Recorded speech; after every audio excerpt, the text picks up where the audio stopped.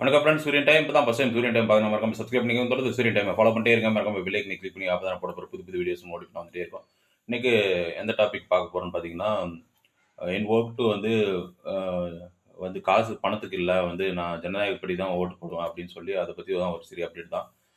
முதல்ல எடுத்துக்கிட்டிங்கன்னா, இப்போ நிறைய கட்சிகள் இருக்குது, நிறைய பொலிட்டிக்கல் பார்ட்டிஸ் இருக்குது. அதெல்லாம் உங்களுக்கே தெரிஞ்சிருக்கும். இப்போ நீங்கள் ஓட் பண்ணுறது நோட்டாக்கு ஓட் பண்ணாதீங்க. எப்பவுமே பொலிட்டிக்கல் பார்ட்டிக்கு ஓட் பண்ணுங்கள். ஏன்னா பொலிட்டிக்கல் பார்ட்டிக்கு ஓட் பண்ணால் தான் அவங்க ஜெயிச்சு வந்தால் கேண்டிடேட் உங்களுக்கு சப்போர்ட் பண்ணுவாங்க. நீங்கள் செலக்ட் பண்ணுற கேண்டிடேட் எப்படி இருக்கணும்னு பார்த்தீங்கன்னா, ஜென்யூனாக இருக்கணும்.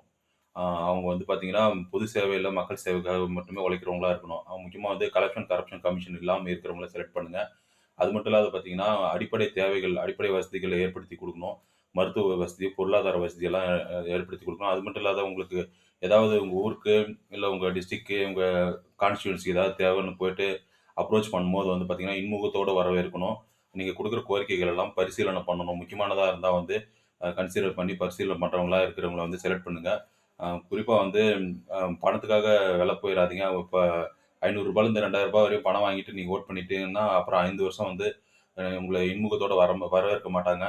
பணம் வாங்குறவங்க கண்டிப்பாக மக்கள் அ பணம் குடுத்துட்டோம், அவங்க ஜெயிச்சுட்டோம்.